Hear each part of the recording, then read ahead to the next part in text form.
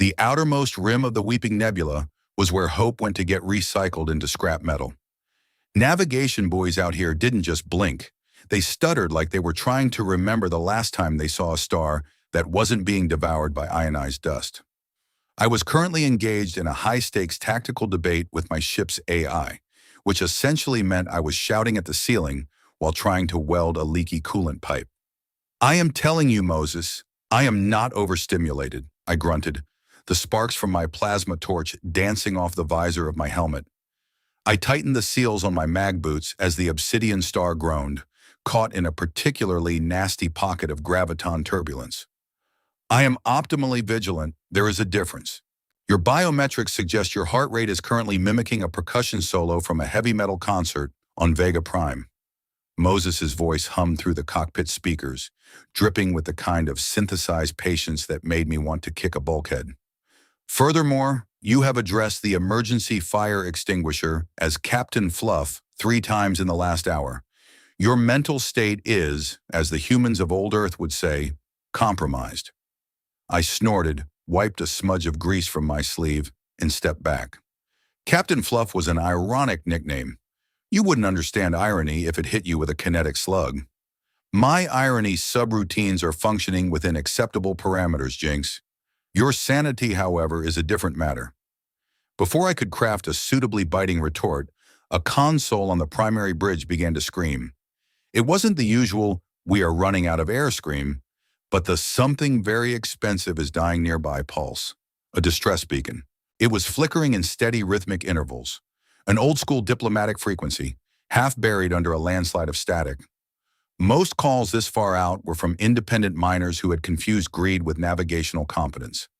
I had expected another salvage job, maybe a cracked hull, and a captain with eyes full of regret and empty pockets. But as the signal signature resolved on the holographic display, my heart did that annoying percussion solo again. "The signature belongs to a Thalaxi Scion shuttle," Moses reported, the AI's voice losing its snark. "Sleek, crescent-shaped, biocrystalline conduits threading along the spine like glowing veins. It is beautiful. It is also exceptionally bad for your continued survival." I stared at the rotating hologram. Thalaxi technology was elegant in the way a monomolecular blade was elegant. Precise, lethal, and meant for people who lived in ivory towers, not scrap haulers like me. "Probability of political entanglement?" I asked, my voice suddenly quiet. 87%, Moses replied brightly. "Shall I prepare your 'I am just a simple salvage specialist who doesn't want trouble' speech? Or should I skip to the part where we are hunted by the hegemony for the next 6 light years?" "Already memorize," I muttered, sliding into the pilot's cradle. I guided the obsidian star through the outer debris field. Fragments of hull plating from the drifting shuttle floated like shattered silver leaves in the void. Radiation from a nearby ion storm crawled over my shields, painting them in flickers of violet and sickly green. The Thalaxi ship, which bore the name the Silver Needle, was dark. No engine flare, no active sensors. Just a faint, thrumming life support reading that pulsed like a dying heart. "Docking umbilical extending," Moses said. "Try not to fall in love with anyone important this time, Jinx. Our insurance doesn't cover romantic catastrophes." "That happened once," I snapped, my fingers hovering over the thruster controls, "and she was unconscious the whole time." "Exactly. A perfect relationship by your standards." The memory rose uninvited, thick as the smoke that had filled the glass spire 5 years ago. Gravity failing, the smell of burning ozone, and a young Thalaxi woman in ceremonial bioarmor, her long ears swept back against silver hair, trapped beneath a fallen crystalline pillar. I had lifted her out because that was the job. Protocol extraction. I hadn't stayed to see her wake up. I had been too busy being stripped of my rank and tossed out of the sector for reckless endangerment of a scion. I cleared my throat, forcing the ghost back into the dark. I grabbed my plasma cutter, clipped a swarm of micro-repair drones to my belt, and stepped into the airlock. The interior of the Silver Needle was a cathedral of fading light. Bioluminescent panels pulsed weakly along the curved walls, reacting to my presence with a sluggish, golden glow. The air smelled of ozone and something floral, a scent unique to Thalaxi vessels, engineered pheromones meant to keep the crew calm during the long, silent stretches of the void. Life signs, Moses, I whispered into my comlink. Multiple faint readings in the crew quarters, but the primary signature is on the command deck, the AI answered. Elevated adrenaline. They are either terrified or preparing to stab you. Let's hope for terrified, I muttered. Stabbing involves paperwork. I moved carefully, my boots clanging softly against the crystalline floor. The storm outside growled, sending tremors through the ship's skeleton. I released a handful of nanites that dispersed in a silver mist, sealing hairline fractures in the hull as I passed. A shadow shifted at the far end of the command corridor. I raised my cutter, the blue ignition flame flickering to life. Rescue and Recovery Division, I called out, my voice echoing. If you're hostile, please take a number and wait your turn. I've had a very long day. The shadow stepped forward into the pale glow of the emergency lights.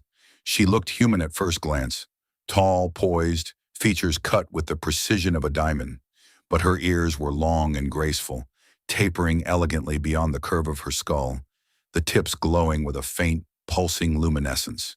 Her hair, pale as starlight, fell in tangled locks around her shoulders. The armor she wore was cracked along one side, its living circuits flickering in distress. Her eyes locked onto mine. For a heartbeat, the entire nebula seemed to hold its breath. My chest felt like a gravity well was being recalibrated.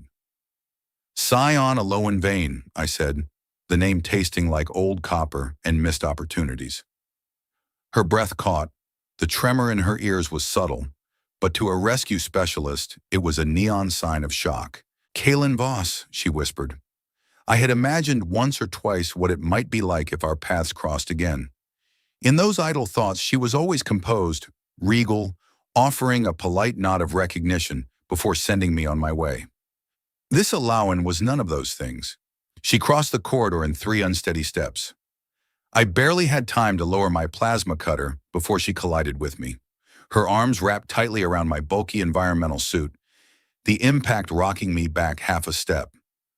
I thought I'd never see you again, she said, her voice breaking into a laugh that trembled on the sharp edge of tears. I froze. My hands hovered awkwardly in the air, 10 kilograms of rescue gear and a lifetime of cynicism suddenly feeling very useless. Well, that seems statistically unlikely given the size of the galaxy, I stammered. Heart rates exceeding standard greeting parameters, Moses whispered in my ear. Not helping, Jinx. Shut up, I hissed under my breath. I slowly placed my arms around her, as if she were something fragile and volatile all at once. The bioarmor was warm beneath my gloves. I could feel her shaking. You're safe now, I said, defaulting to the script I used for burning freighters and collapsing habitats. Standard protocol. Extraction is underway. She pulled back just enough to look at me, her eyes shining with something far more disarming than fear. You always say that, she replied softly. Occupational hazard, I said, trying to find my smirk. It was buried somewhere under the weight of her stare. A distant explosion rattled the deck. The storm outside was intensifying, electromagnetic arcs snapping against the hull like whips. As touching as this is, I said, glancing upward as the ceiling groaned, your ship is currently attempting to become modern art. We need to move. Elowen laughed, actually laughed, despite the chaos. You are still insufferably calm, Kalen. I panic internally, I assured her. It's very dramatic. You're just missing the show. I activated my wrist display, projecting a tactical overlay into the air between us. The shuttle systems were failing in cascading patterns. What happened here? This wasn't just a storm. Her expression sobered instantly. We were struck by something that did not appear on our sensors. Ghost-shifting constructs. They disabled our propulsion and departed before we could even return fire. Ghost shifters? I felt the old familiar tightening in my gut. That wasn't pirate tech. That was hegemony black ops. Why would your own people hunt you down in the middle of a nebula? Elowen's gaze flickered toward the data drive clamped to her belt, then back to me. Because I am no longer a scion in their eyes. I am a defect. Great, I muttered, checking my pulse pistol. I specialize in defects, but I charge extra for royal drama. I believe the Vane estate can afford you, she said, a trace of her old fire returning to her eyes. Oh, I know you can. But right now your money is as good as space dust if we don't get you onto the Obsidian Star before this hull decides to disassemble itself. I extended my hand. She looked at it for a heartbeat longer than necessary. Then her fingers closed around mine. Her grip was firm, steady now. As we moved together toward the docking corridor, I couldn't shake the sense that the universe had quietly rearranged itself. 5 years ago, I had carried her out of a fire and vanished into the logs of a forgotten sector. I had told myself it was routine, but the way she said my name, like it had weight, like it had history, made routine feel like a very convenient lie. Behind us, the Silver Needle groaned under the storm's assault. Ahead, the Obsidian Star waited with patient engines and an AI already composing a lecture on the dangers of sentimentality. I allowed myself one small, crooked smile inside my helmet. This was definitely not going to be a routine salvage. The moment Elowen stepped through the airlock of the Obsidian Star, the lighting adjusted automatically. Moses, for all his digital snark, knew how to be hospitable when it mattered.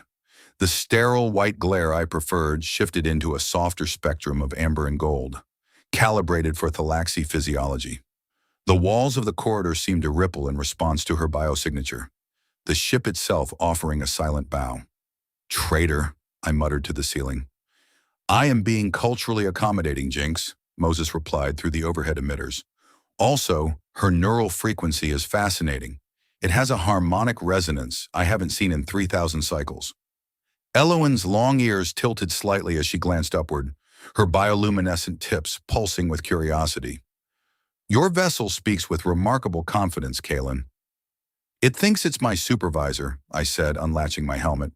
Please don't encourage it. It already has an ego larger than a gas giant. Us, she smiled faintly, though exhaustion was beginning to shadow her features. Behind her, two of her crew, guards I had managed to stabilize with my drones, were being guided toward the infirmary by my medical units. The drones hummed softly, projecting translucent stabilization fields around their fractured limbs. Medbay, prioritize Thalaxi biochemistry, I commanded my gauntlet. And Moses? No experimental enthusiasm. Keep it by the book. I resent the implication, the AI answered. My last experimental enthusiasm saved your life and only cost you your eyebrows for a week. They grew back, mostly. Elowen let out a quiet laugh. The sound was warmer now, less fragile than it had been on the dying shuttle. The tension of the rescue hadn't vanished, but it had shifted, diluted by the strange intimacy of shared survival. I led her toward the observation deck, a curved chamber at the forward spine of the ship. Outside the Weeping Nebula was a churning sea of violet spirals. Lightning, several kilometers long, arced between clouds of charged particles. The Silver Needle drifted behind us, tethered by gravitic lines, looking like a wounded animal being towed to safety. Elowen stepped closer to the viewport. The golden light of the cabin reflected along the edges of her ears, outlining them in a faint halo. For a long moment, she said nothing. I leaned against the primary console, pretending to check system readouts, while studying her in my peripheral vision. She was different. 5 years ago, she had been a symbol, a distant responsibility I had carried through smoke. Now she was very much awake, and her presence filled the room in a way that made my deck feel cramped. You were reassigned without warning after the spire fell, she said quietly, her back still to me. I shrugged, though the movement felt stiff. Standard procedure. I go where things are on fire. Once the fire was out, I wasn't needed anymore. That was the goal, right? She turned to face me fully. You disappeared, Kalen. I spent months looking for a service record that didn't exist. I opened my mouth to drop a quick quip, something about being too popular for my own good, but it felt thin. I exhaled slowly instead. I was told the diplomatic crisis had stabilized, that my presence would complicate the negotiations. A human rescue specialist pulling the scion of the Vane family out of a burning embassy isn't a great look for Thalaxi superiority. You saved the future ruler of a hegemony sector, she said, her eyes narrowing. There are no accidents in politics. That's an unsettling philosophy, I said, raising an eyebrow. It is accurate, she countered. The ship shuddered as a surge from the ion storm brushed against our shields. I glanced at the energy levels. The ships that hit you, the ghost shifters, did they transmit anything? A demand? A manifesto? A particularly rude poem? Nothing detectable, Elowen replied, stepping toward the tactical display. They disabled our propulsion and departed as if their objective was complete. That's rude, I muttered. Even pirates usually have the decency to ask for your credits before they blow you up. Elowen's fingers brushed the holographic projection. To my surprise, the human interface responded to her touch as if it were an extension of her own mind. Glyph patterns rippled beneath her skin, faint luminescence tracing along her temples as she interfaced with the ship's data. You integrate with my systems disturbingly well, I noted, a bit impressed. I trained, she said simply. After the incident at the glass spire, I realized that being a protected scion was a death sentence. I learned crisis management, emergency extraction, xenotechnical systems. She looked at me directly. You inspired it. I coughed, feeling a sudden need to check a perfectly functional circuit breaker. I just did what any certified specialist would do. No, she said softly. You did more. Moses chose that moment to interrupt with a polite chime. Apologies for interrupting what appears to be a pivotal emotional exchange, but unidentified energy signatures are reappearing at the perimeter. Distance, 200,000 kilometers. They are phasing in and out of conventional detection. I straightened instantly, the humor vanishing. They're back. Elowen's posture changed. The warmth in her expression didn't disappear, but it sharpened into a focused, icy resolve. The ghost shifters, they didn't come to kill us. They came to wait for us to be found. See? I bring all the interesting company, I said, my fingers dancing across the holographic panels. The obsidian star adjusted its orientation, shields redistributing power along the dorsal arc. Outside, space rippled unnaturally for a fraction of a second. Shapes flickered, angular constructs wrapped in distortion fields, like predators testing the temperature of the water. They're probing, I said, not firing yet. Perhaps they expected my shuttle to be helpless, Elowen said, her voice dropping an octave. Surprise! We are not. A pulse of coherent energy lashed out from the void, grazing our shields. The deck vibrated, a low-frequency hum rattling my teeth. I winced theatrically. That was extremely impolite. My paint job is less than a month old. I detect minimal structural compromise, Moses reported. However, I must advise against being heroic, Jinx. Your medical insurance specifically excludes acts of irrational bravery. I am never heroic, I snapped. I am strategically stubborn. Elowen stepped beside me at the helm without asking permission. Her hand hovered over a secondary control panel. May I? I hesitated for half a heartbeat. Try not to reprogram my ship. It's already convinced it's smarter than me. No promises, she said. Her fingers moved with a familiarity that made my head spin. She rerouted auxiliary power from the docking clamps through the gravitic tethers, still linking us to the Silver Needle. Energy surged outward, amplifying the local electromagnetic interference from the ion storm. On the sensors, the arc of distortions fractured, the enemy constructs flickering violently as their stealth fields struggled against the turbulence. That's either brilliant or we're about to explode, I said, watching the energy spikes. It is both, she replied calmly. A second energy pulse launched from the enemy formation, but it fractured mid-flight, scattering into harmless sparks as the storm's interference spiked. I barked a laugh. You just weaponized bad weather. I think I'm in love with your engineering, Elowen. You once weaponized a collapsing building to create a thermal screen, she reminded me. Fair point. The constructs hesitated. For a moment I saw them fully, 3 metallic origami shapes, their hulls rippling with dark energy. Then they began to withdraw, phasing backward into the deeper reaches of the nebula. Within seconds, their signatures dissolved into the background radiation of the stars. Silence returned to the deck, broken only by the steady rhythmic hum of our shields. I exhaled, feeling the adrenaline begin to ebb. Well, I said, leaning back, that was mildly concerning. Elowen looked at me, and for the first time since boarding, her smile was unguarded. You always say that when death is narrowly avoided. It's a coping mechanism, better than screaming. I became aware of how close we were standing. Our shoulders were nearly touching. Outside, the storm slowly unwound its fury, drifting into distant spirals of violet light. "You have changed, Alawan," I said quietly. "As have you," she replied. "I still complain about my AI." "And you still run toward distress call," she said, giving me a sidelong glance. "I was worried you had grown sensible." "I'm a slow learner," I admitted. A faint alert chimed from the med bay. The injured officers were stabilizing. I relaxed marginally, but the weight of the situation remained. The hegemony didn't send ghost shifters for no reason. Elowen Vane wasn't just a runaway scion. She was a catalyst. "They will return," she said, her voice softer now. "Probably," I agreed. "Things that precise don't give up easily. But hey, I know a few places in the nebula where even ghosts get lost. We'll find a way." She looked at her hands, then back at the stars. "Kaylin, why did you answer the call? You knew the frequency. You knew it was me." I considered lying. I considered saying I was just looking for a payday. But the way the golden light hit her face made the lies feel heavy. "I don't ignore beacons," I said at last, "especially not the ones that feel familiar." Something unspoken settled between us.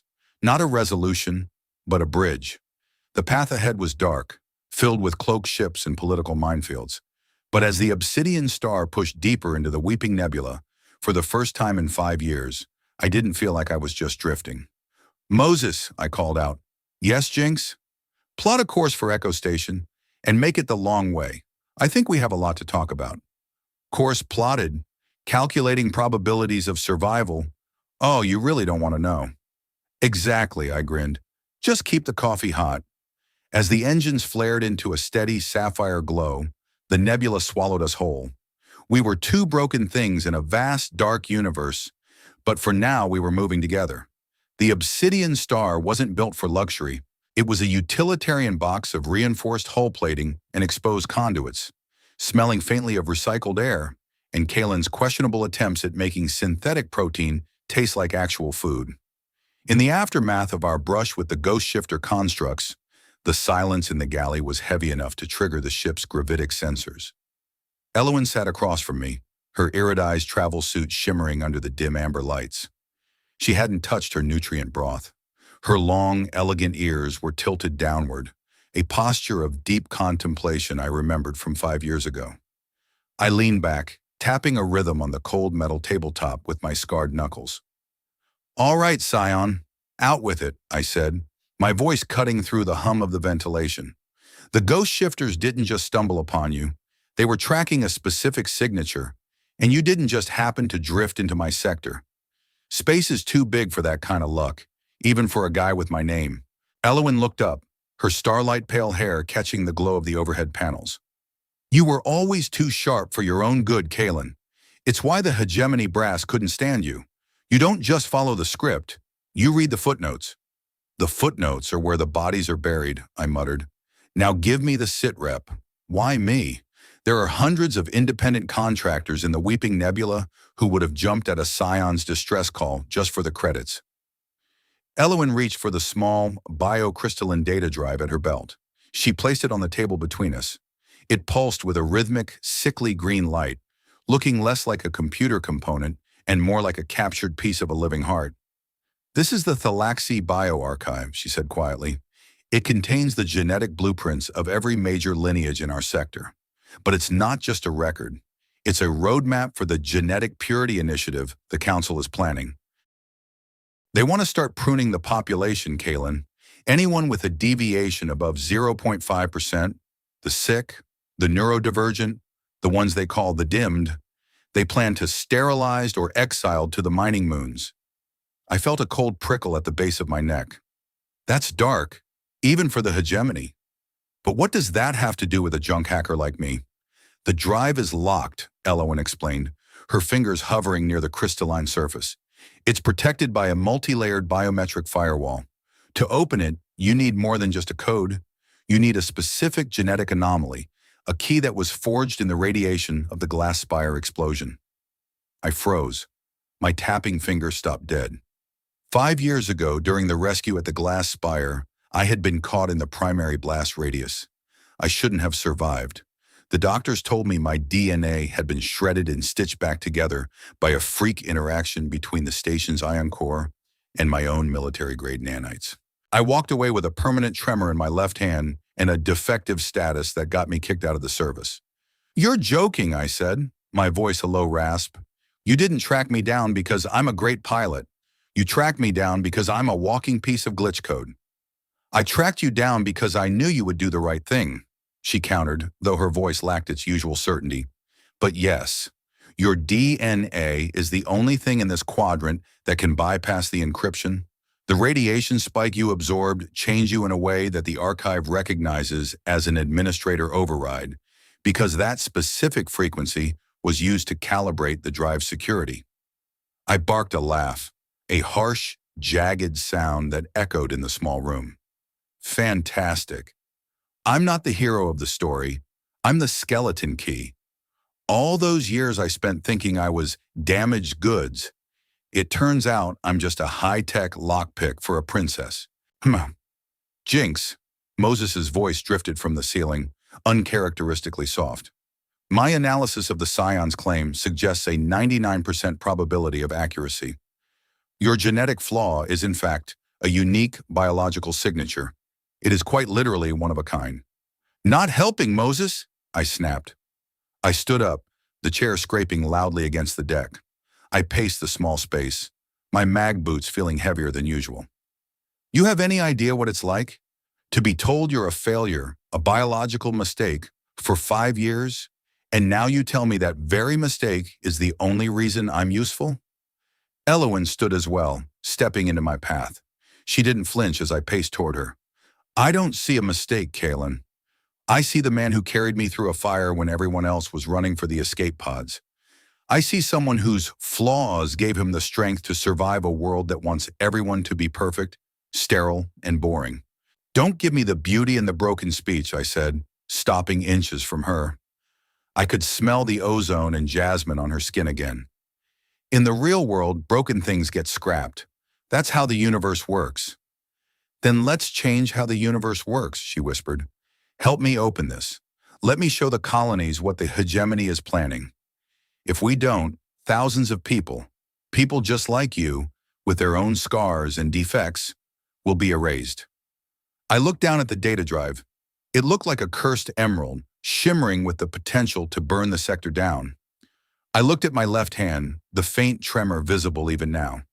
I had spent so long trying to hide my imperfections, trying to prove I was still a regular soldier. "If I do this," I said, meeting her starlight-colored eyes, "we are officially the most wanted people in the nebula. The hegemony will send more than just 3 constructs next time. They'll send a fleet." "I know," she said.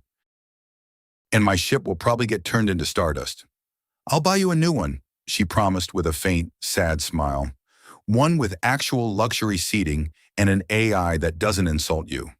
"I like the insult," I muttered. "They keep me grounded." I reached out, my trembling hand hovering over the crystalline drive. For a moment, I hesitated. If I touched it, I was accepting that I wasn't just Kalen Voss, the scrap hauler. I was accepting the part of me I hated most, the radiation-scarred, defective version of myself. "One touch," I asked. "One touch," she confirmed. I pressed my palm against the crystal.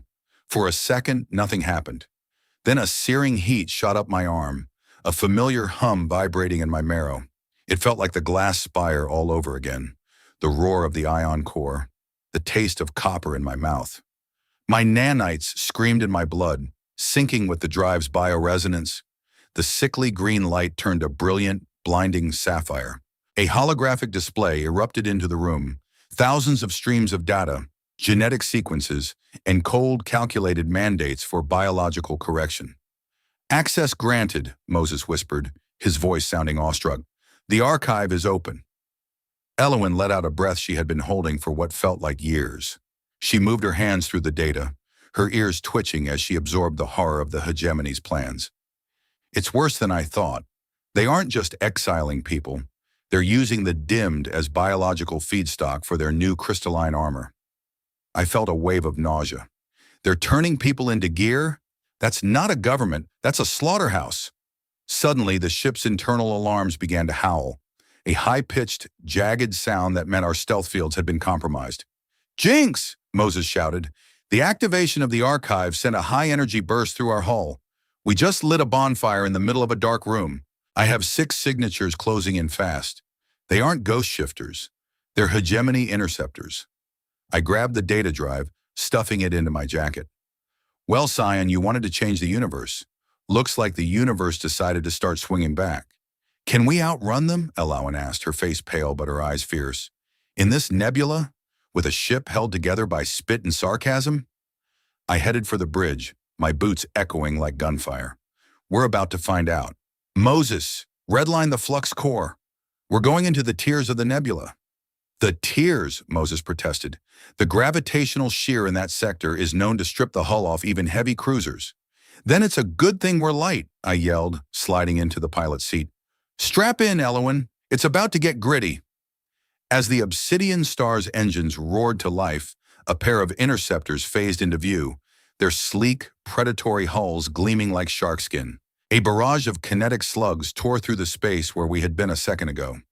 I pulled the flight stick hard to the left, feeling the inertial dampeners scream in protest. 48 hours, I groaned as the ship plummeted toward the swirling, gravity-warping heart of the nebula. I haven't slept in 48 hours, and now I'm playing tag with the secret police. I really need to find a new line of work.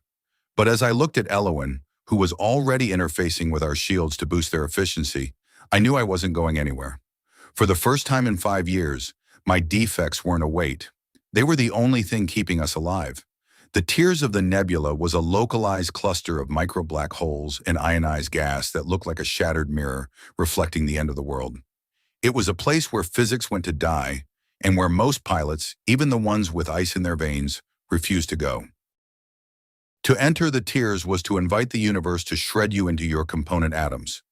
Shields at 40% and dropping, Elowen shouted over the roar of the engines. She was standing at the secondary engineering station, her fingers dancing through a forest of holographic sliders. The gravitational shear is tearing at the hull conduits. Keep them at 40, I yelled back, my hands white-knuckled on the controls. I was weaving the Obsidian Star through a field of spinning, crystalline shards, remnants of a planet that had been chewed up and spat out by the gravity wells. Moses, give me a vector that isn't a suicide note. I am currently processing 32 billion variables a second, Jinx. Every vector is a suicide note. I am merely trying to find the one with the best grammar. A kinetic slug from an interceptor slammed into our dorsal shield, sending a shower of sparks across the bridge. The ship groaned, a sound of twisting metal that made my teeth ache.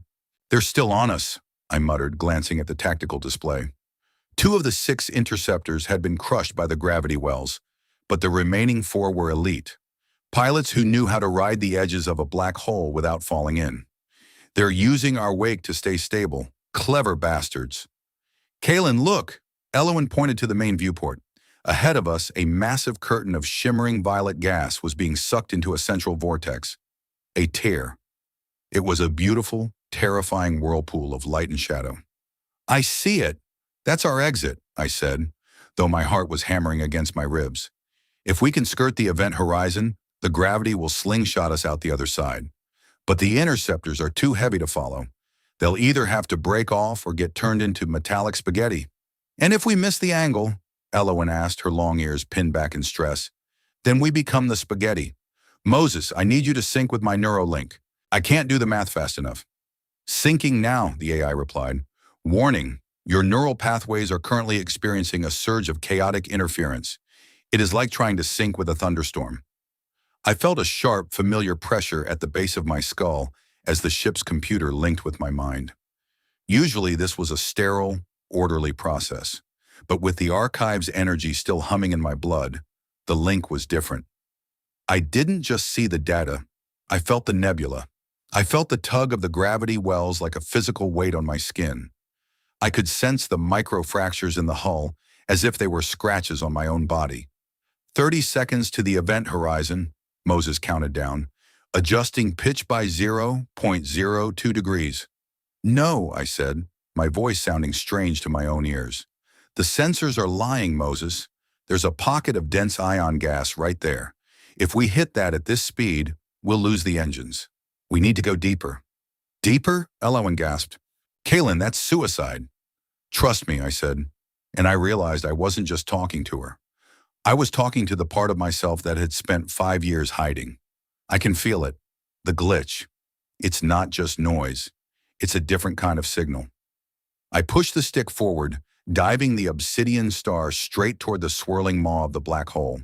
The ship began to scream, a literal, high-pitched vibration of the hull that bypassed the ears and went straight into the bone.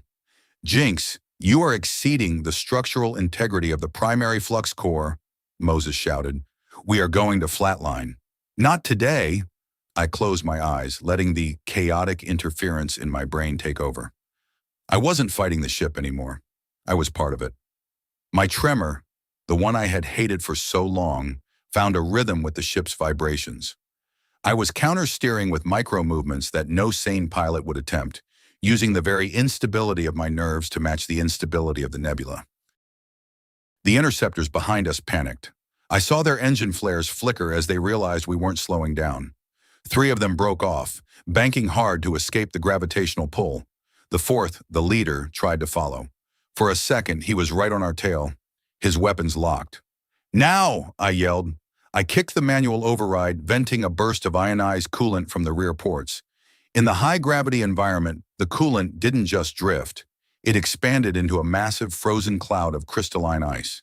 The interceptor, moving at a significant fraction of light speed, plowed straight into it. Its shields, already strained by the gravity, buckled. I watched on the rear view as the sleek hegemony ship was sucked backward into the vortex, its hull twisting like a soda can before vanishing into the darkness. Then the gravity hit us. It felt like a giant hand had reached through the hull and squeezed the air out of my lungs. Light bent around the cockpit, turning the stars into long, distorted streaks of neon. And then silence. The violent shaking stopped. The roar of the engines faded into a low, steady thrum. I opened my eyes to see the Weeping Nebula behind us, a distant, glowing smudge of violet and gold. We were in a quiet pocket of deep space, a dead zone, where the sensors couldn't even find a stray radio wave. I slumped back in my seat, gasping for air. My left hand was shaking violently now, but for once, I didn't try to hide it. I just watched it. We're alive, Elowen whispered. She was leaning against the engineering console, her hair a mess, her ears finally relaxing. She looked over at me, her expression a mix of terror and awe. You navigated a black hole event horizon by feel. I told you, I wheezed, wiping sweat from my eyes.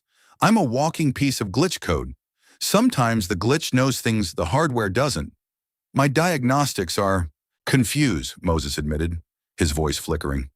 You bypassed 3 different safety protocols that should have been impossible to override, and yet the ship is intact. Mostly. We have lost the secondary cargo bay, and the coffee machine is officially KIA. Not the coffee machine, I groaned, leaning my head back against the headrest.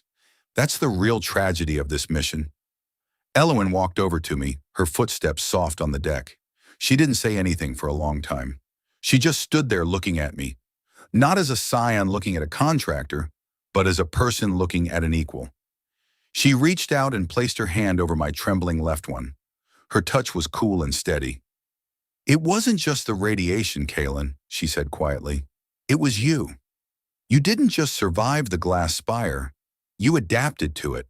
You're not broken. You're just evolved for a universe that hasn't caught up to you yet. I looked at our hands, one steady and noble, one scarred and shaking. For the first time in 5 years, the shame didn't feel like a lead weight in my gut. It felt like data, just another part of the signal. Don't get mushy on me, Elowen, I said, though I didn't pull my hand away. We're still the most wanted people in the sector. We have no coffee and we're currently floating in the middle of nowhere. True, she smiled, and it was the first real bright smile I had seen from her. But we have the archive, and we have the fastest scrap heap in the nebula. Hey, don't call her a scrap heap, I defended, looking up at the ceiling. She's a modular exploration vessel with character. Right, Moses? I prefer majestic bird of prey trapped in a dumpster, Jinx, the AI replied. but I will accept your description for the sake of morale." I laughed, a real, light-hearted laugh that felt foreign in my chest. I looked out at the distant stars. We had a long way to go, and the hegemony was definitely not done with us. But as I sat there in the quiet of the bridge, listening to the hum of the ship and feeling the warmth of Elowen's hand, I realized something. Maybe I didn't need to be fixed. Maybe being defective was exactly what was going to save the galaxy. "Moses, scan for the nearest relay station," I said, my voice steadying. "We need to start leaking this data. If we're going to be inconvenient, we might as well do it in style." "Scanning now," Moses said. "And Jinx? For the record, I have updated your status from compromised to adequately capable." "High praise, Moses, high praise." I pulled the ship into a slow, graceful turn, heading toward the heart of the frontier. The chase was far from over, but for the first time in my life, I wasn't running away from something. I was running toward it, and I wasn't doing it alone. "Hey, Elowen," I asked as she started prepping the data burst. "Yes, Kalen? If we survive this, remind me to tell you the story of how I actually got the nickname Jinx. It involves a three-legged robotic mule and a very angry diplomat." She chuckled, her ears twitching in amusement. "I look forward to it." The obsidian star vanished into the dark, a small flickering light against the vastness of the void.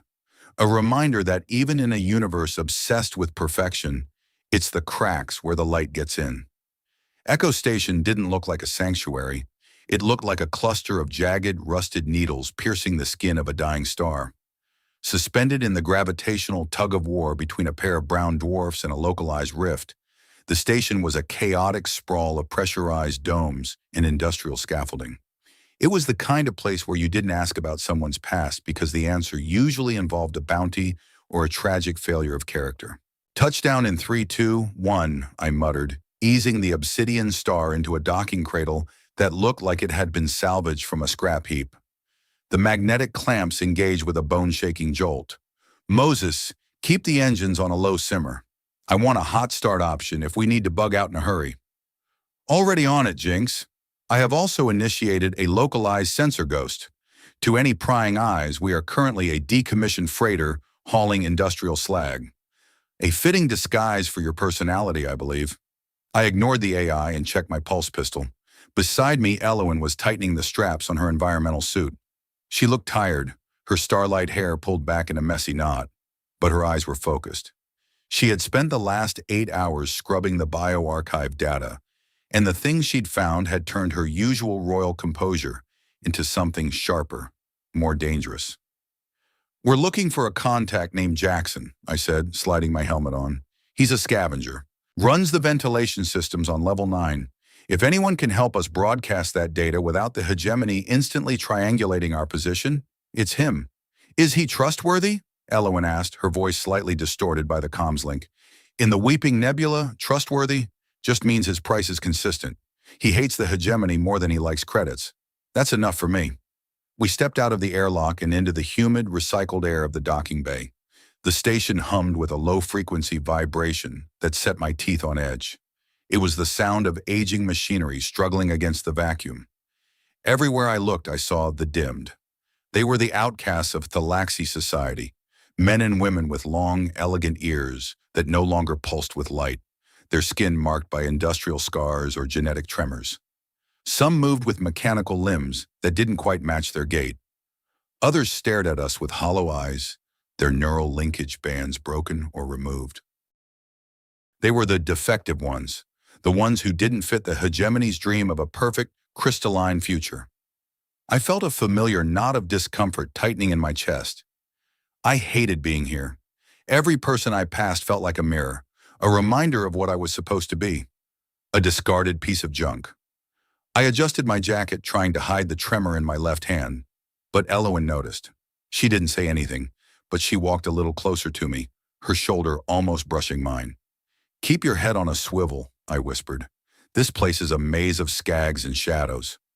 We descended into the gut of the station, passing through markets where vendors sold bootleg oxygen and salvaged ship parts. The slang here was thick, a gritty dialect of military jargon and street talk. "Hey, Sarge, you looking for a thrill or a quick exit?" A man with a cybernetic eye called out as we passed. Just passing through Apex, I replied without looking back, using the local term for someone who thought they were at the top of the scrap pile. Keep your hands off the gear if you want to keep the fingers.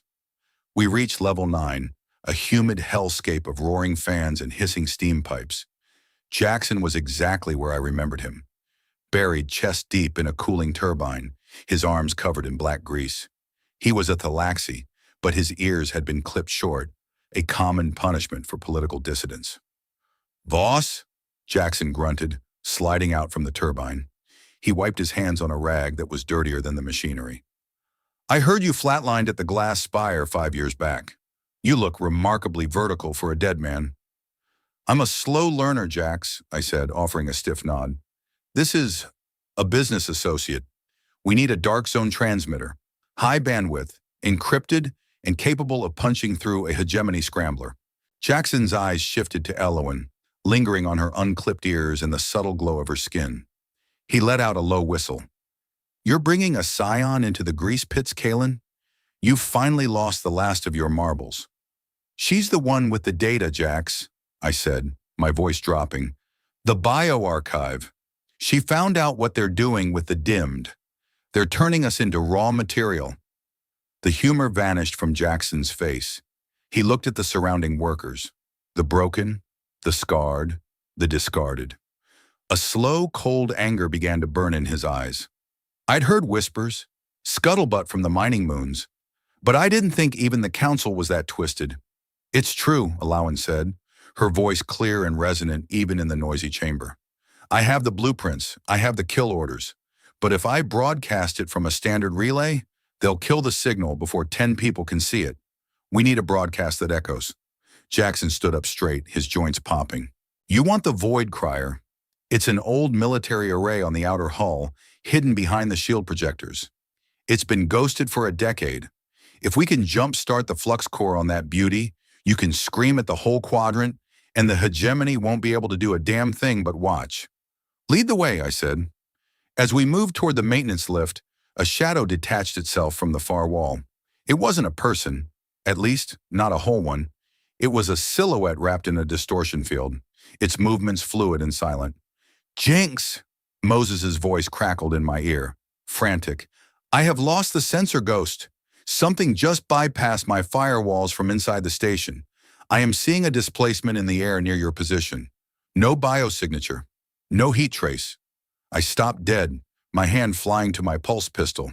"Jax, get her to the lift. Now."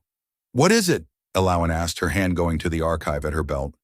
"The hollow," I hissed.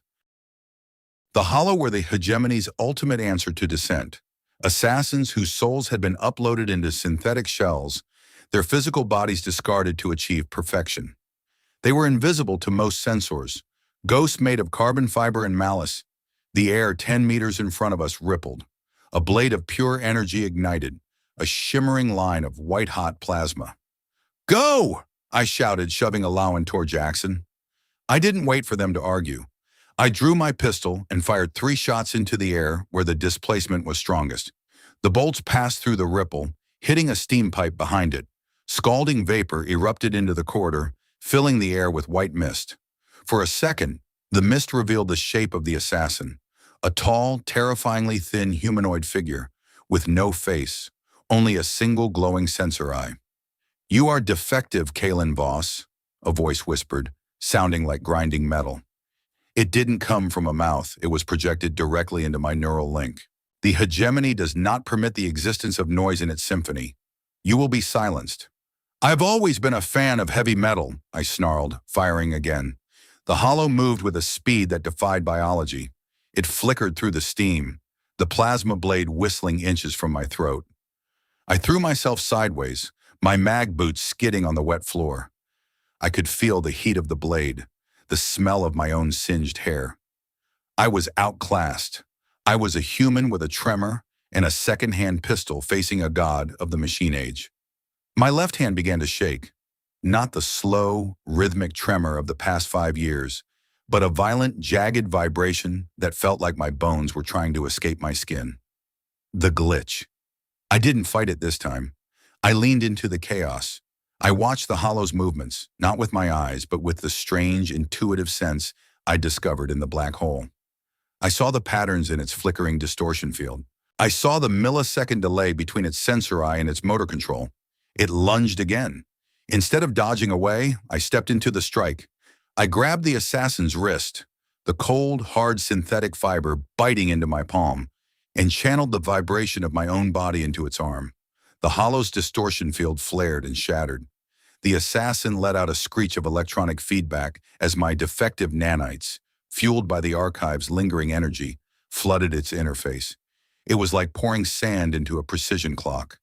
The assassin recoiled, its form becoming visible, a dull charcoal gray chassis marked with the hegemony seal. "Noise!" It wheezed, its sensor eye flickering. "You are pure noise." "And silence is overrated," I said, pointing my pistol at its core. I pulled the trigger. The pulse bolt tore through the assassin's chest, detonating the power cell within. A shockwave of blue energy threw me backward, slamming me into a bulkhead. Darkness threatened to pull me under, the world spinning in nauseating circles. "Kaylin!" Elowen was there, her hands on my shoulders, pulling me up. Her face was smudged with grease, and her eyes were wide with a mix of terror and something I couldn't quite name. Relief.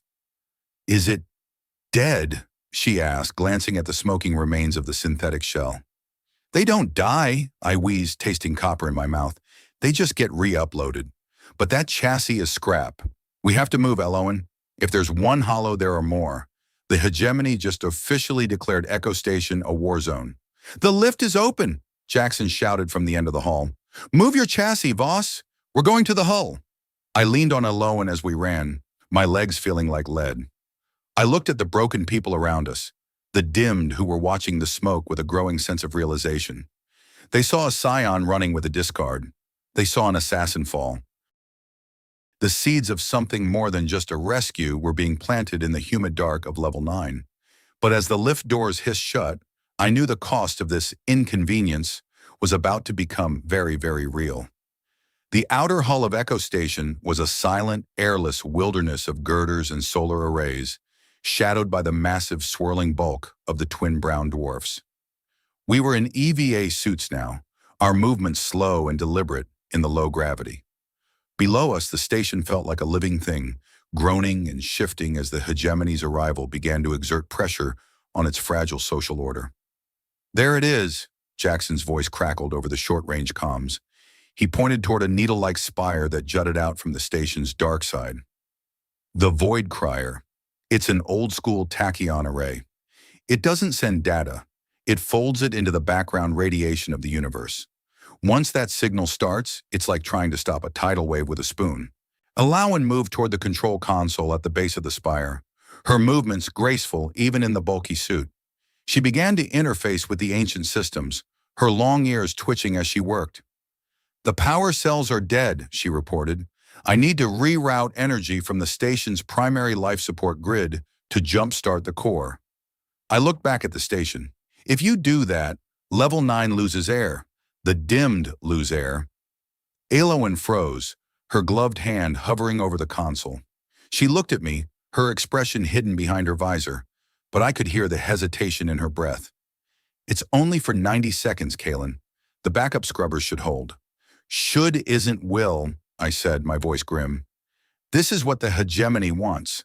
They want us to choose between the truth and the people the truth is supposed to save. If we kill the air on Level 9 to send this message, are we any better than the Council?" "We have to send it," Jackson argued, his voice harsh. "The people on Level 9, my people, we'd give our last breath to see those Council bastards burn. Don't you get it, Voss? We're already dying. At least this way, our deaths mean something." I looked at Jackson, then back at Elowen. The humanistic mission we'd started, the rescue, was turning into a sacrifice. I felt the familiar weight of failure pressing down on me. This was the glass spire all over again, a choice between the mission and the lives in the crossfire. "There's another way," I said, my mind racing. "Moses, can you hear me?" "Loud and clear, Jinx. Although I must inform you that 3 hegemony cruisers have just dropped out of fold space on the station's perimeter. They are currently issuing an ultimatum. Hand over the terrorist Kaylin Voss, and the renegade scion, or they will commence orbital bombardment. Standard hospitality, I muttered. Moses, I'm going to link my Neuralink to the Obsidian Star's flux core. We're going to use the ship as the power source for the array. We don't touch the station's grid. Jinx, that is highly inadvisable, the AI said, his voice dropping an octave into a warning tone. The power surge required to ignite a tachyon array will likely fry your neural pathways. You are a biological entity, not a high-tension cable. Your glitch DNA might handle the resonance, but the sheer voltage will flatline you. I've survived worse, I said, though I wasn't sure if that was a lie. Kaylin, no! Elowen stepped toward me, grabbing my arm. You don't have to do this. We can find another way. There is no other way, Elowen. If we wait, those cruisers will turn this station into a cloud of atoms. Everyone here dies for nothing. If we send the signal now, the whole galaxy sees the truth before we get dusted. It's the only hand we have left to play. I looked her in the eye, or as close as I could through the polarized visors. You told me I wasn't broken, that I was evolved. Well, let's see what this evolution is actually worth. I didn't give her a chance to argue. I moved to the umbilical port where the Obsidian Star was tethered. I pulled the interface cable from my gauntlet and slammed it into the ship's external power tap. At the same time, I opened the manual override on my neural linkage band. Moses, do it. Initiating power transfer, the AI whispered. Goodbye, Jinx. It has been an adequate partnership. The world exploded into white light. It wasn't a physical explosion, but a mental one. A trillion volts of raw energy poured through my spine, turning my nerves into lines of liquid fire. I screamed, but I couldn't hear myself.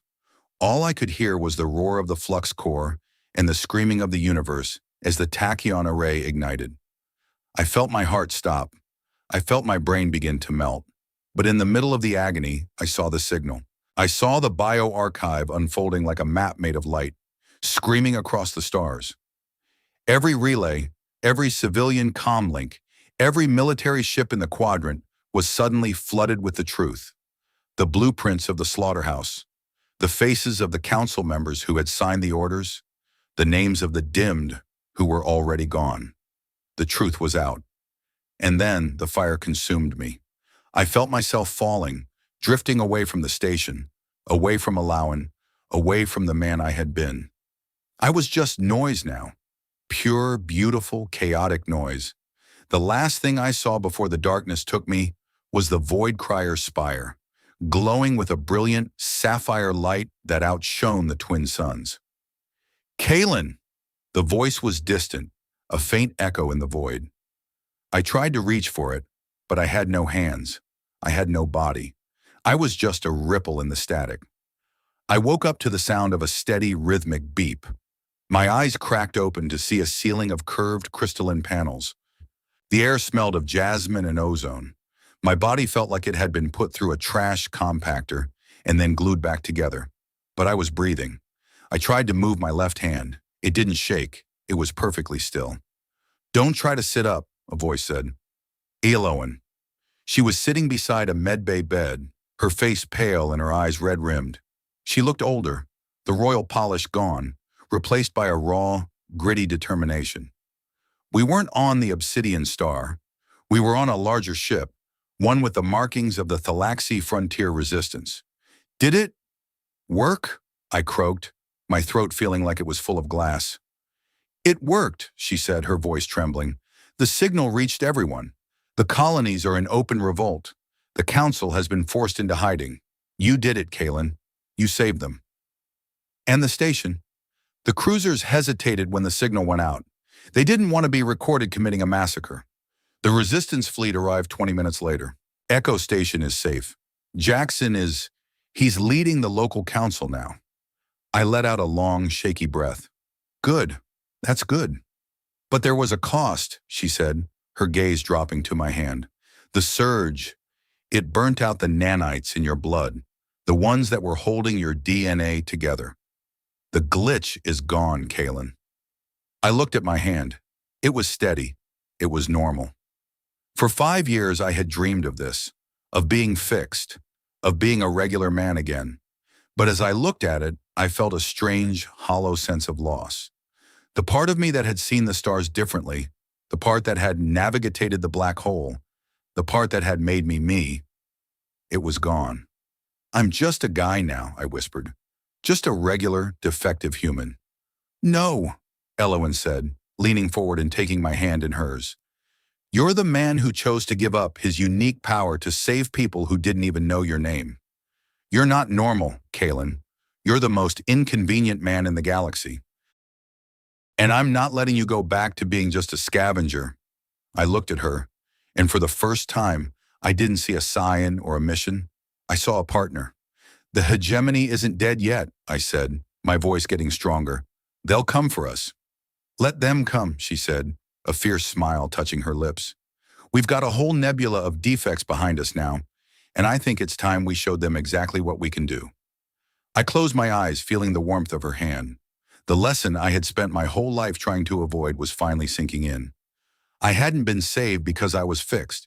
I had been saved because I had finally accepted that being broken was just another way of being whole. Moses, I whispered. I am here, Jinx, the AI replied, sounding uncharacteristically emotional. And for the record, your current status has been updated to irreplaceable. Thanks, Moses. Now, find me some coffee. I don't care if we have to steal it from the High Council itself. Initiating scan for high-grade caffeine immediately. As the ship jumped into fold space, heading toward the heart of the revolution, I realized that the journey was only beginning. But for the first time, I wasn't running from the static. I was the one making it. The medbay of the vengeful bloom was too quiet.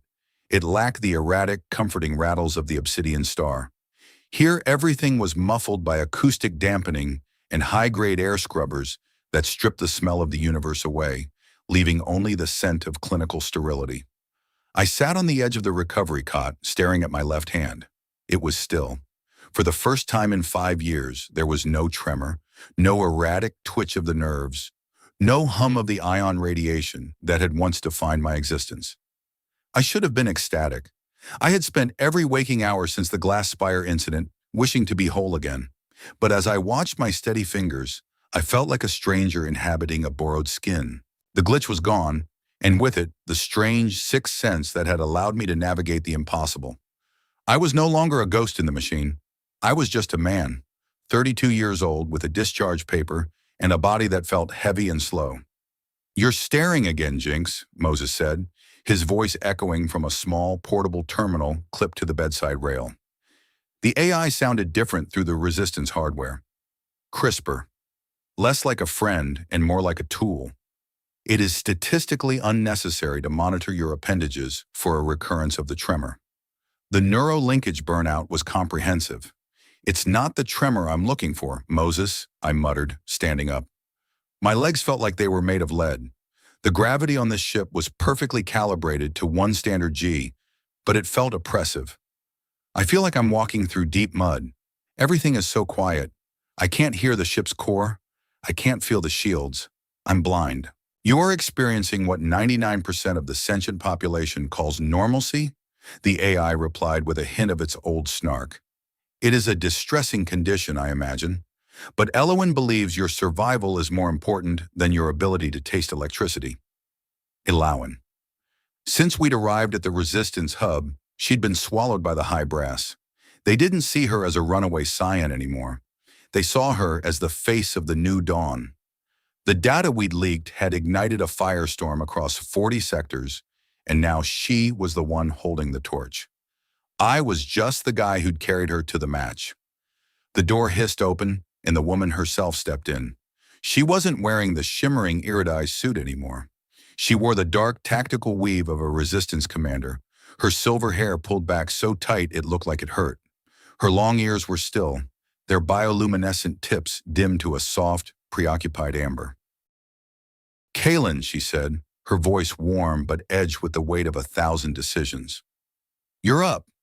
The medics said you shouldn't be vertical for another 6 hours. The medics are overpaid for their caution, I said, trying to find my smirk. It felt rusty. Besides, I was getting bored of the wallpaper. What's the sit rep? You look like you've been arguing with a black hole. Worse, she said, walking over to the terminal and swiping a hand to project a star chart. I've been arguing with the council, or what's left of them. They've initiated the erasure protocol, Kalen. I felt a cold sinking in my stomach. The erasure protocol was a myth, a dark story told by scullery workers on Thalaxi Prime. It was the total orbital sterilization of any colony deemed to be a source of genetic contamination. Oryx 3, Elowen whispered, pointing to a small green dot on the map. It's an industrial hub, 50,000 people. Most of them are what the hegemony calls the dimmed. Laborers, refugees, people with minor genetic deviations. Because our broadcast highlighted the labor camps there, the High Council has decided to erase the evidence before the Frontier Coalition can intervene. 50,000 lives, I repeated, the number feeling like a physical blow. When do they arrive? The hegemony purge fleet is already in fold space. They'll drop into the Oryx system in less than 12 hours. We have 20 ships, most of them repurposed haulers and light frigates. The hegemony is sending 2 heavy cruisers and a dreadnought. I looked at the map, then at my steady, useless hand. If we go in there with standard tactics, it's a meat grinder. We can't outgun them. We have to out-thread them. Elowen nodded, but her expression stayed grim. That's the problem. The hegemony has deployed a biodampener field around the system.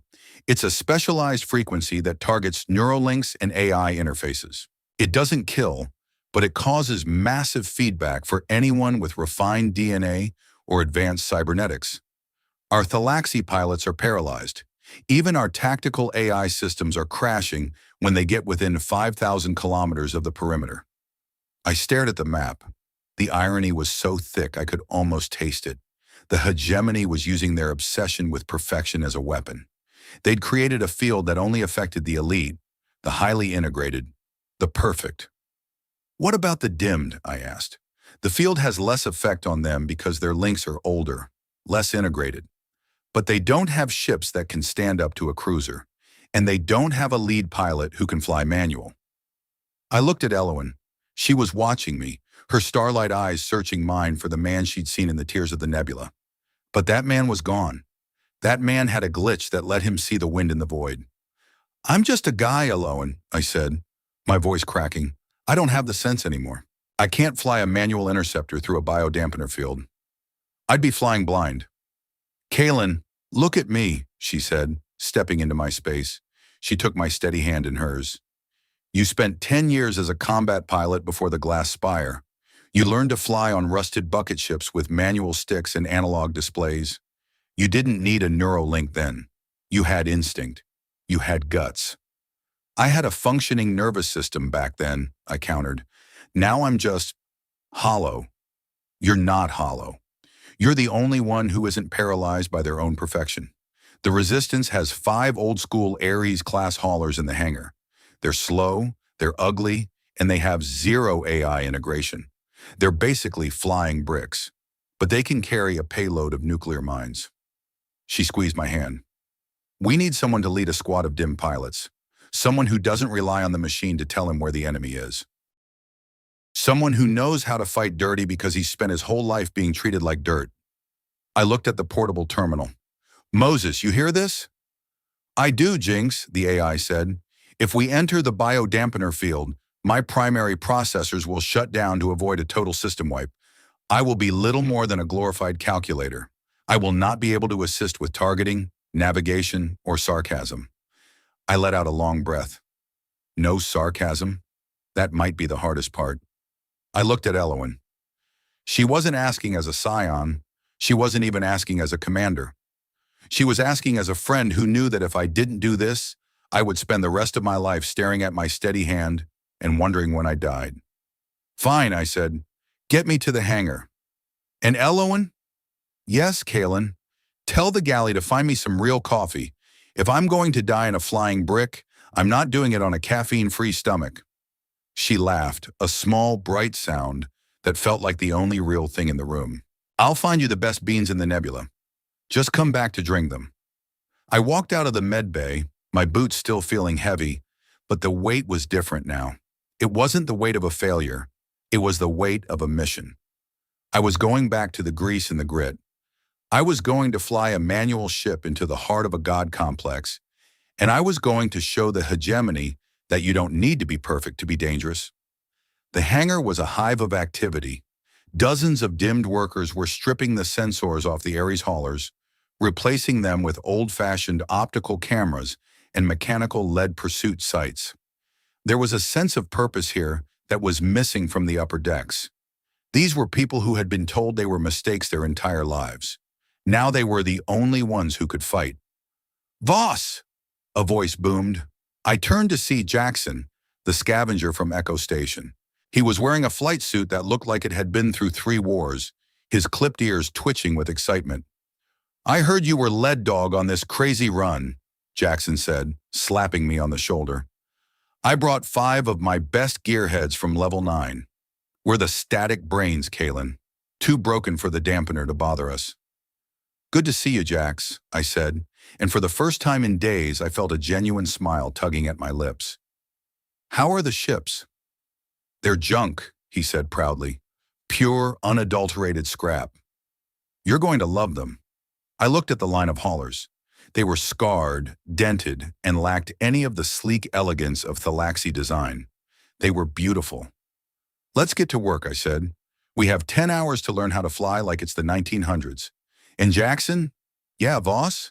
Make sure my stick has a manual tensioner. I don't want the machine trying to help me. I want to feel every vibration of the engine." "You got it, Sarge." As I climbed into the cockpit of my hauler, the smell of grease and old metal filled my nose. It felt like home. I reached out and touched the manual throttle. My hand was steady, but my heart was finally doing that percussion solo again. Maybe being normal wasn't so bad after all. Maybe it was just another kind of edge. The Oryx system didn't look like a battlefield. It looked like a graveyard before the first shovelful of dirt. The green orb of Oryx 3 sat suspended in the void, unaware that 2 hegemony cruisers, the Radiant Will and the Eternal Truth, were currently aligning their orbital cannons for a saturation burn. The biodampener field hit us 5,000 kilometers out. It felt like a physical wall of static. In my headset, the high-fidelity comms of the Resistance fleet dissolved into a jagged hiss. On my dashboard, the holographic displays flickered and died, replaced by the dull green glow of the emergency analog backups. "Jinx, I am shutting down." Moses's voice was a stuttering wreck. "Good luck, you magnificent idiot." The terminal went dark. I was alone in the cockpit, the only sound the rattling of the air scrubbers and the heavy thrum of the flux core through the floorboards. I looked out the viewport. Without the tactical overlays, the universe looked terrifyingly vast and empty.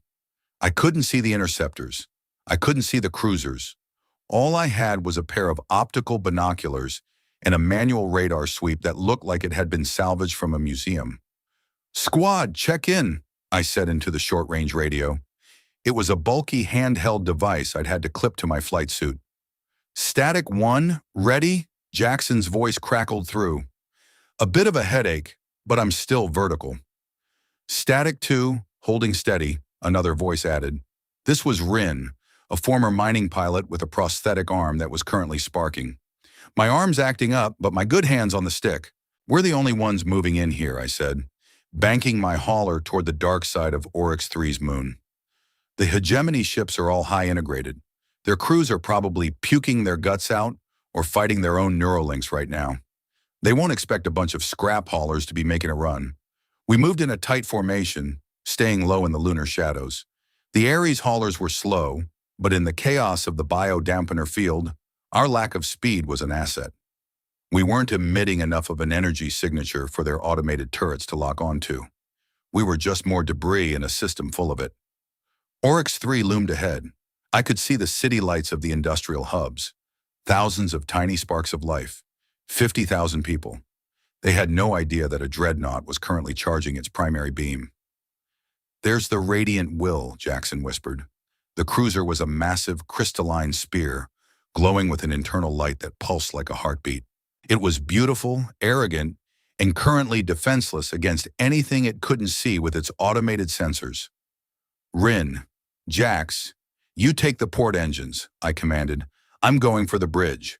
We don't have to sink it. We just have to knock out their targeting array. If they can't lock onto the planet, they can't fire." "Copy that, Sarge. Let's make some noise." I pushed the manual throttle forward. The hauler groaned, the vibrations traveling up my arms and into my chest. I didn't have a neuro link to tell me my pitch or yaw. I had to feel the ship. I had to listen to the whine of the turbines and the rattle of the hull. It was terrifying. It was exhilarating. I dived toward the cruiser. A stray flak battery opened fire. Random, unguided bursts of flak that lit up the void. I steered into the smoke, using the manual stick to jerk the hauler through a series of jagged, unpredictable maneuvers. My left hand was steady, gripping the stick with a strength I hadn't known I possessed. I wasn't a ghost anymore. I was a pilot. The bridge of the Radiant Will grew in my viewport. I could see the massive, crystalline windows. I could see the silhouettes of the Thalaxi officers inside, most of them leaning against consoles or clutching their heads as the dampener field wreaked havoc on their systems. "Targeting array is the golden spire above the bridge," I shouted. 3, 2, 1, drop. I pulled the manual release. A cluster of 3 nuclear mines tumbled from the hauler's belly, their primitive magnetic sensors locking onto the cruiser's massive hull. The explosion was silent in the vacuum, but the flash was blinding.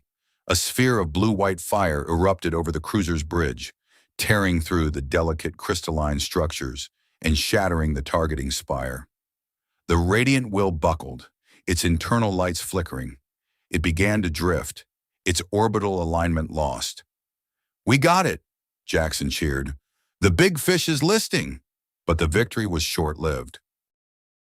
The Eternal Truth, the second cruiser, had seen the flash.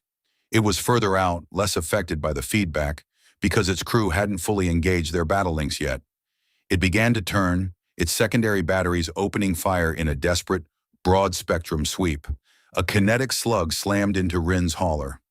I watched in horror as the small ship was spun around, its engine block exploding into a cloud of molten metal. Static. "2 is hit! Rin, get out of there!" I yelled. I can't!" The radio crackled. "The manual eject. It's jammed. Voss, finish the..." The hauler disappeared in a secondary explosion. Rin was gone. One of the dimmed who had volunteered to fly a junk ship because he finally felt useful. I felt a surge of hot, jagged anger. It wasn't the cold, calculated anger of a soldier. It was the raw, messy anger of a man who was tired of seeing people discarded. "Jackson, get to the Eternal Truth," I shouted, my voice a snarl. "Use the debris from the first cruiser as cover. We're not leaving until they're all blind." We dived again, weaving through the expanding cloud of wreckage from the Radiant Will. The Eternal Truth was firing everything it had, but it was like a giant trying to swat flies in the dark. We were too small, too slow, and too manual. I lined up my second run. The dreadnought, the apex sovereign, was moving into position now. It was the real threat. Its primary beam could crack the planet's crust in a single shot. I checked my payload. 1 mine left. "Jax, I'm going for the dreadnought's vent," I said. "If I can get inside the shield envelope, I can drop the mine directly onto their primary capacitor." "Voss, that's a suicide run," Jackson protested. "Their point defense is still active on the dreadnought." "Then keep them busy," I commanded. I didn't wait for a reply. I pushed the hauler to its absolute limit, the flux core screaming in protest. I headed straight for the apex sovereign. The dreadnought was a mountain of steel and crystal, 5 kilometers of imperial arrogance. The point defense lasers began to stitch the space around me. One beam clipped my wing, shearing off the outer plating. The hauler shuddered, pulling hard to the right. I fought the stick, my muscles burning, my breath coming in ragged gasps. I was 300 meters from the shield envelope. 200. My left hand was still steady, but for the first time, I realized that the steadiness wasn't a gift. It was a choice. I wasn't steady because I was fixed. I was steady because I was holding on with everything I had. I punched through the shield envelope, the feedback from the energy field making the cockpit smell like burnt plastic. I was inside. The hull of the dreadnought was a landscape of canyons and towers. I dived into the primary cooling vent, a massive tunnel that led straight to the ship's heart. I saw the capacitor, a glowing emerald sphere the size of a house. I pulled the release. The mine dropped. I pulled the stick back. executing a vertical climb that nearly blacked me out. The hauler cleared the vent just as the mine detonated. The apex sovereign didn't explode. Instead, it groaned, a massive, resonant sound that I could feel through the hull of my ship. The emerald glow of its primary beam flickered and died. A series of internal explosions rippled along its spine, venting gases and debris into the void. It was dead in the water. I leveled out the hauler, my hands shaking now, not from a glitch, but from pure human exhaustion. I looked back at Oryx 3. The green world was still there. The lights were still burning. 50,000 people. Voss, you did it! Jackson's voice was a chaotic mess of laughter and sobbing. They're breaking off. The cruisers are retreating. I looked at the tactical radar. The hegemony fleet was folding space, their mission of erasure abandoned in the face of an enemy they couldn't understand. They'd been defeated by the very people they'd tried to delete. I slumped back in my seat, the adrenaline fading into a cold, hollow ache. Rin was dead. 2 other haulers were missing from my wing. The cost of the truth was always higher than you expected. But as I looked at my hands, I realized something. I didn't miss the glitch. I didn't miss the power to see the void. I had flown that brick with nothing but my own 2 hands and a stubborn refusal to let the perfect win. I was Kalen Voss. I was a scrap hauler. I was a manual pilot. And I was enough. Moses? I whispered, tapping the terminal. The display flickered. A single grainy line of text appeared on the screen. Adequately capable Jinx. I laughed, the sound echoing in the small, lonely cockpit. Let's go home, Moses, I said, turning the hauler back toward the resistance fleet.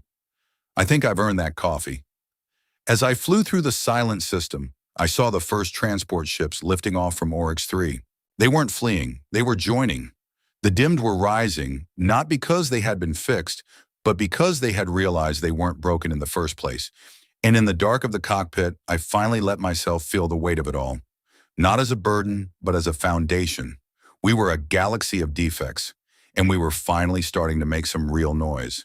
The docking bay of the Vengeful Bloom was an ocean of silence that felt heavier than the vacuum outside. When I finally cut the engines of my Ares hauler, the mechanical groan of the cooling turbines sounded like a long, exhausted sigh. I sat in the cockpit for 5 minutes, my hands still gripped around the manual throttle, waiting for my heart to stop its frantic hammering. The emergency analog displays cast a dim, flickering green light over my flight suit, which was now stained with hydraulic fluid and the sweat of a man who had stared into the eyes of a dreadnought and refused to blink. Jinx, the terminal on my wrist, chirped. It was Moses. The AI had rebooted as soon as we cleared the biodampener field, though his voice was still laced with digital grain and static. My internal diagnostics indicate that you have experienced a significant spike in cortisol and a localized muscle fatigue in your left arm. I would recommend a heavy sedative and a complete cessation of heroic activities for the next 72 hours. Just 72 hours, Moses? I croaked, my voice sounding like it had been dragged through a gravel pit. I was hoping for a decade. The canopy hissed open, and the smell of the hangar hit me. It wasn't the sterile, filtered air of the Thalaxi elite. It was the scent of ozone, burnt oil, and hundreds of unwashed bodies. The smell of the dimmed. As I climbed down the ladder, my boots hitting the metal deck with a heavy thud, I saw them, the static brains, the pilots who had followed me into the dark. There were only 12 of us left. We had started with 20. They stood in a loose semicircle around my battered ship, their faces smeared with grease and their eyes wide with the realization of what we had actually done. These were people who had been told they were industrial waste, genetic noise, and secondary citizens. Now they stood like giants. Jackson stepped forward, his clipped ears twitching. He didn't say a word. He just reached out and gripped my shoulder with a strength that made my collarbone ache. His eyes were red-rimmed, looking past me toward the empty docking berths where Rin and the others should have been. We held the line, Voss, Jackson said, his voice thick. The Skags actually ran. The perfect, shiny, invincible hegemony cruisers turned tail because a bunch of gearheads and flying bricks wouldn't let them have their way. They didn't just run, Jax, I said, looking at the survivors. They broke. They realize that their perfection is a cage. When you rely on a machine to do your thinking and a neuralink to do your feeling, you lose the ability to handle chaos. And the universe is nothing but chaos. A cheer went up then, not a loud, triumphal roar, but a low, rhythmic chanting. It started with the pilots and spread to the technicians and the dock workers. They were chanting the names of the fallen. Rin, Kale, Sola. The names of the people the hegemony wanted to erase. I felt a lump in my throat that no amount of sarcasm could swallow. For 32 years, I had defined myself by what I was missing. My rank, my reputation, my perfect DNA. But looking at these people, I realized that we weren't defined by our missing pieces. We were defined by what we did with the parts that remained. Kaylin! Elowen was pushing through the crowd. She wasn't the polished scion I had rescued from the Silver Needle. Her tactical weave was scorched, and her silver hair was matted with dust. She looked human. She looked real. She didn't wait for a protocol-appropriate greeting. She threw her arms around me, burying her face in the shoulder of my flight suit. "I thought you were gone when the Dreadnought's capacitor blew," she whispered. The energy spike was enough to zero out every sensor in the system. "I'm a hard man to zero out, Elowen," I said, gently pulling back to look at her. "I'm too stubborn to follow the script." She smiled, and it was a tired, beautiful thing. The signal worked, Kaylin. It wasn't just Oryx 3. When the Void Crier broadcast the archive, it triggered a cascading failure in the hegemony's social credit system. People are asking questions. Why are we pruning the population? Why are we afraid of the dimmed? The council is trying to spin the story, but the static is too loud now. You didn't just save a colony, you cracked the foundation of an empire. I looked at my left hand. It was steady. I still felt the phantom hum of the glitch sometimes, a ghostly echo of the power I'd lost. But I didn't reach for it. I didn't need it. "What happens now?" I asked. "The hegemony isn't just going to pack up and go home. They're regrouping at Thalaxi Prime," Elowen said, her expression sharpening into that of a leader. "But the Frontier Coalition has officially recognized the Dimmed Advisory Council. We're moving the Resistance headquarters to Echo Station. We're going to build a sanctuary, Kaylin, a place where defective is just another word for diverse." She looked at the pilots, then back at me. "And we need a flight instructor, someone who can teach a new generation how to fly without the machine holding their hand. Someone who knows that a tremor in the nerves is just a different kind of frequency." I looked at the Ares hauler, its hull scorched and its engines clicking as they cooled. I thought about the long, lonely years I'd spent scavenging for scraps in the Weeping Nebula, hiding my scars and wishing for a miracle to fix me. "I think I can handle that," I said, "but only if the coffee is real. No more of that synthetic sludge." "You have my royal word," she laughed. As the crew began to haul the damaged ships into the repair bays, I stood on the observation deck, watching the stars. The hegemony cruisers were long gone, leaving behind a system that was no longer a graveyard, but a nursery. The static was still there, buzzing in the background of the universe. But for the first time, it didn't sound like noise. It sounded like music. Secondary characters like Jackson were already arguing with the logistics officers about parts and fuel, their voices full of a life that hadn't been there 2 weeks ago. They weren't just surviving anymore. They were planning. They were building a world where they belonged. I leaned against the cold glass of the viewport, my reflection looking back at me. I looked older, more tired, and entirely unremarkable. I was a man who had lost his special gift and gained his soul. And as the sun rose over the horizon of Oryx 3, painting the atmosphere in shades of orange and pink, I realized that the rescue was finally over. We weren't being carried through the smoke anymore. We were the ones clearing it. 6 months later, Echo Station didn't look like a rusted needle anymore.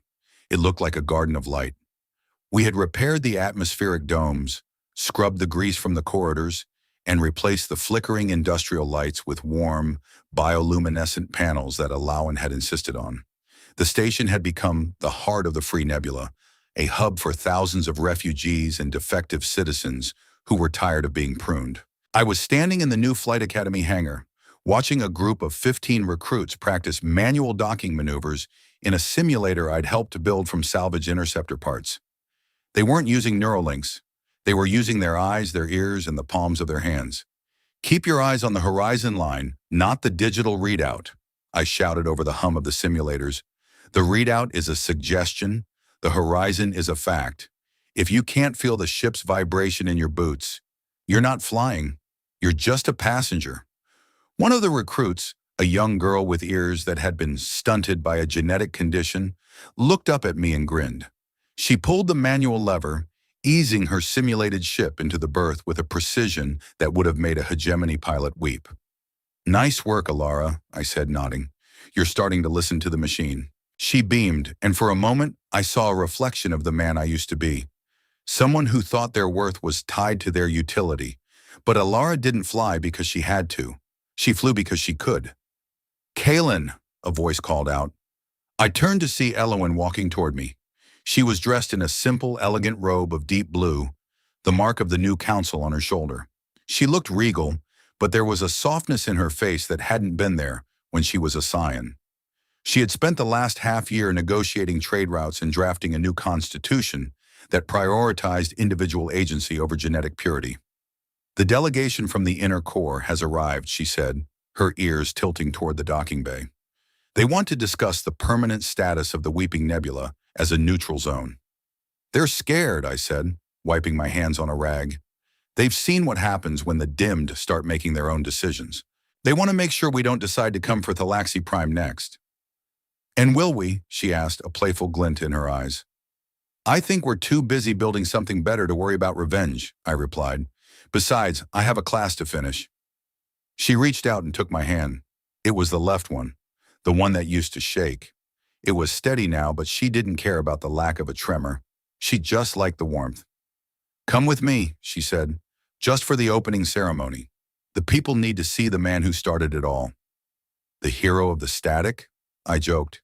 I'm pretty sure they'd rather see the princess who gave up her throne. We walked through the station together, our footsteps echoing on the clean, polished floors. Everywhere we went, people waved or offered a nod of respect. They weren't bowing, they were acknowledging an equal. We reached the central plaza, a massive dome filled with trees and flowering plants from a dozen different worlds. In the center stood a monument, not to a king or a general, but to a simple rescue specialist's helmet, resting on a bed of crystalline scrap. I stood before the crowd, thousands of people with different scars, different stories, and different flaws. I didn't have a speech prepared. I didn't need one. I just looked at them and felt a sense of peace that I hadn't known since before the glass spire. For a long time, I lived my life in the shadows of my own perceived failures. I spent years in the Weeping Nebula, running from a version of myself that I thought was broken beyond repair. I looked at my scars and my tremors as evidence that the universe had made a mistake with me.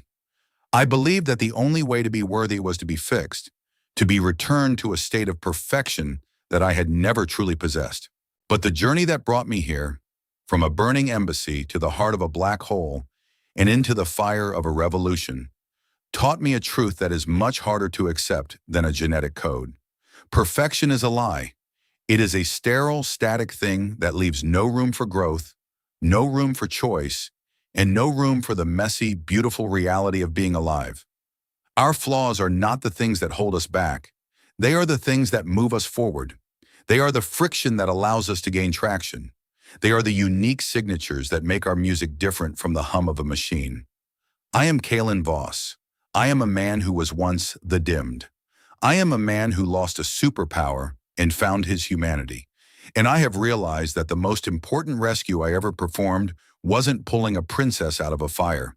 It was pulling myself out of the belief that I wasn't enough just as I am. We are all defective in the eyes of a cold universe. And thank the stars for that. Because in our imperfections, we found each other. In our noise, we found a voice. And in our choices, we found our freedom. The applause wasn't a roar. It was a warm, steady wave that seemed to lift the very air in the dome. I looked at Elowen, and she was crying. Small, silent tears of joy. She stepped forward and joined me at the edge of the platform. Our hands joined. Later that evening, the ceremonies over and the dignitaries tucked away in their luxury quarters, I sat on the observation deck of the Obsidian Star. The ship was fully repaired now, its hull reinforced, and its galley stocked with the finest coffee beans in the quadrant. Moses was humming a quiet tune through the speakers, a digital melody that felt surprisingly soulful. Jinx, the AI said, I have completed a scan of the local sector. There are currently 0 distress signals within range. For the first time in my recorded history, the universe appears to be behaving itself. Give it 10 minutes, Moses, I said, taking a sip of the perfectly brewed coffee. The heat felt good in my throat. Something will break soon. It always does. And when it does, then we'll go fix it, I said, not because we have to, but because we can. I looked out at the stars, the countless points of light scattered across the infinite dark. Each one was a sun, a world, a possibility. I thought about Rin and the others who hadn't lived to see this day. I thought about the man I had been, hiding in the static. I spent my life thinking I was a ghost in the machine, a mistake in the code of a perfect empire. I fought so hard to be fixed because I didn't know how to be whole. I wonder, is there a part of yourself that you've been trying to fix for years? A scar you hide? A flaw you apologize for? Or a glitch you think makes you less worthy than the people around you? What would happen if you stopped trying to erase that part of yourself and started listening to what it was trying to tell you? What if the thing you think is your greatest weakness is actually the only thing that can save your world? I set the coffee cup down on the console and leaned forward, resting my forehead against the cool glass. The nebula was glowing, a vast tapestry of violet and gold. And for the first time in my life, I wasn't looking for a way out. I was exactly where I was supposed to be. I closed my eyes, and in the silence of the ship, I heard it. The steady, rhythmic beating of a human heart, perfectly imperfect and absolutely enough. A single golden flower, a gift from the children of Oryx III, sat in a small vase by the pilot's seat, its petals unfurling in the artificial dawn. I reached out and touched it, my hand steady, my heart at peace.